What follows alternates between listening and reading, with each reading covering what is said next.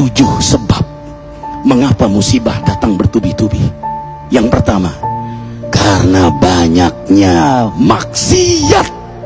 Surah Yasin ayat 19 yang kita baca setiap hari. Kemalangan terjadi, musibah terjadi, malapetaka terjadi karena dosa keterlaluan kalian kepada Allah. Yang kedua, karena banyaknya orang berbuat zalim. Dengarkan surah Qasas ayat 59.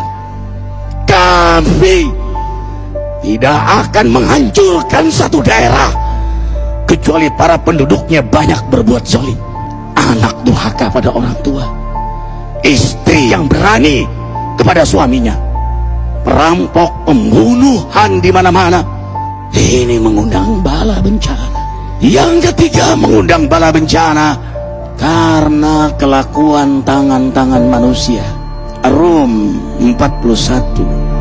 Telah tampak kerusakan di daratan dan lautan karena tangan-tangan jahil manusia, agar mereka merasakan akibat perbuatan mereka. Sebagian mereka merasakan akibat perbuatan mereka, agar mereka kembali kepada Allah. Yang keempat, bencana terjadi karena para tokoh melakukan kemaksiatan dan kezaliman.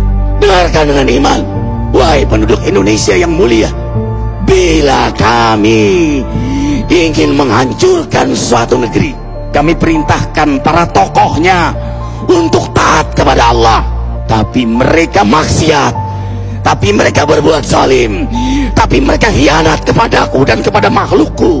Fahaqa alaihil qaul, maka haklah untuk mereka datang bala bencana seperti kaum Ad, kaum Samud, kaum Lut, kaum Nuh.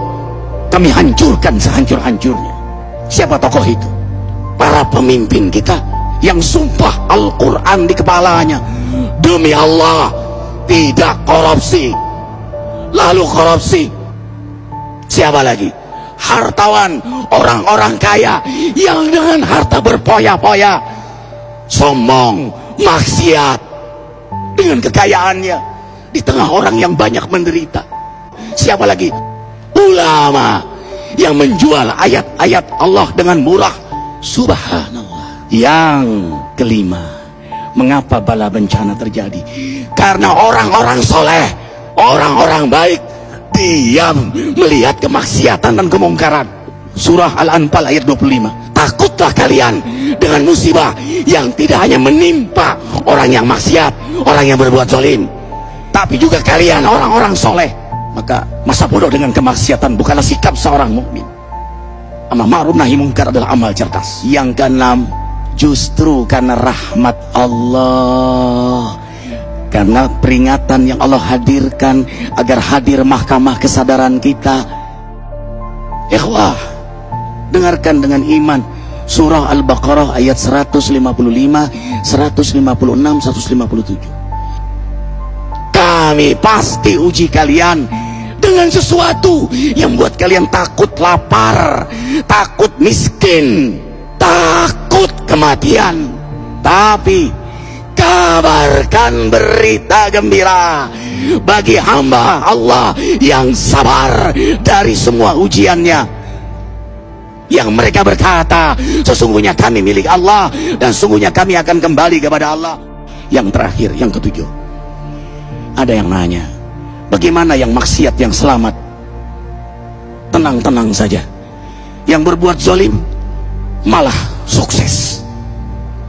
Di mana keadilannya? Allah Maha Adil. Dengarkan surah Hud ayat 15-16. Barang siapa mencari kesenangan dunia, lalu dia menghalalkan semua cara, apa kata Allah? Kami beri, tapi di akhirat tidak mendapatkan secuil pun kenikmatan, malah nikmat di dunianya menjadi bahan bakar azab untuk dirinya. Itulah istidrat. Lalu apa sikap kita sekarang? Orang beriman menjadikan peristiwa apapun sebagai jalan untuk mendekatkan dirinya kepada Allah.